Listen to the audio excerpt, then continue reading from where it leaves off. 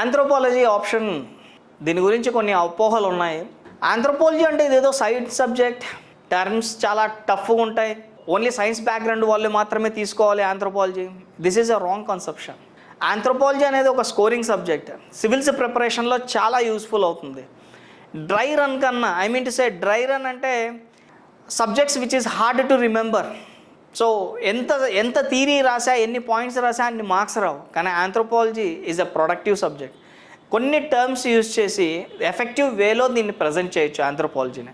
So Telugu medium background or else commerce background, arts background, engineering background students are fearing majorly with regarding to physical anthropology.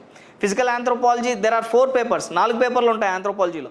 Physical, socioculture, social anthropology and Indian anthropology, tribal anthropology. So Indian anthropology, tribal anthropology, social anthropology అన్ని కామన్గా ఉంటాయి. అంటే I mean to say very ఈజీగా ఉంటాయి topics to learn. But physical anthropology అనేది కొద్దిగా terminology అనేది టఫ్గా ఉంటుందని భయపడతారు, ఇవి ఎలా అండర్స్టాండ్ చేసుకోవాలని. But here I will tell you one smooth thing, I mean to say one easy thing. చిన్నప్పుడు మ్యాథ్స్ అంటే చాలామందికి భయం ఉంటుంది. సో ఫిజిక్స్ అన్నా, కెమిస్ట్రీ అన్నా, ఇంకా వేరే ఏదన్నా సబ్జెక్ట్ అన్నా, కొంతమందికి కొంచెం సోషల్ సబ్జెక్ట్స్ అన్నా బోరింగ్ ఉంటుంది. ఎందుకంటే బికాస్ నువ్వు చదవలేక కాదు, నీకు ఎవరైతే టీచ్ చేశారో చిన్నప్పుడు దాన్ని నీకు ఇంట్రెస్టింగ్గా టీచ్ చేయకపోవడం వల్ల నువ్వు దాని మీద హేట్రేట్ తెచ్చుకున్నావు, దాని మీద ఒక నాట్ విల్లింగ్ అనేది తెచ్చుకున్నావు, దాని మీద విల్లింగ్ లేదు నీకు ఆ సబ్జెక్ట్ నేర్చుకోవడానికి. సో ఎవరైతే నీకు టీచ్ చేశారో చిన్నప్పుడు దాన్ని నీకు ఎఫెక్టివ్ వేలో ప్రజెంట్ చేసింటే అది నీకు నచ్చుతుంది.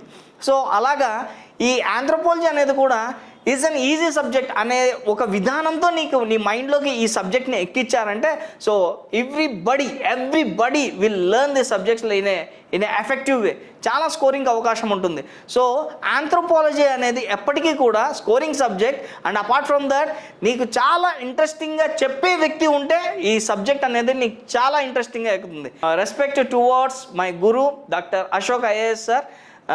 He is the faculty for me. ఈ ఆంథ్రోపాలజీ, నేను ఒక ఆర్ట్స్ స్టూడెంట్ని, నేను ఈ ఆంథ్రోపాలజీ మీద ఇంత కమాండ్ తెచ్చుకున్నానంటే సో ఆయన ఇచ్చిన గైడెన్సే అనమాట. సో నేను అదే చెప్తున్నాను, నేనే ఆంథ్రోపాలజీకి ఇంత కమాండ్ తెచ్చుకున్నాను ఒక ఆర్ట్స్ స్టూడెంట్ని. Why can't you? సో నేను చెప్తున్నాను ఏంటంటే ఆంథ్రోపాలజీ ఒక effective subject. I mean to సే నీవు నేర్చుకునే విధానం, నేర్పించే వాళ్ళ ఇంట్రెస్ట్, నేర్పించే వాళ్ళు నీకు కరెక్ట్గా నేర్పిస్తే ఎఫెక్టివ్ వేలో నేర్చుకుంటావు. And terms and terminologies is very simple for anthropology. ఎవరు కూడా భయపడాల్సిన పని లేదు.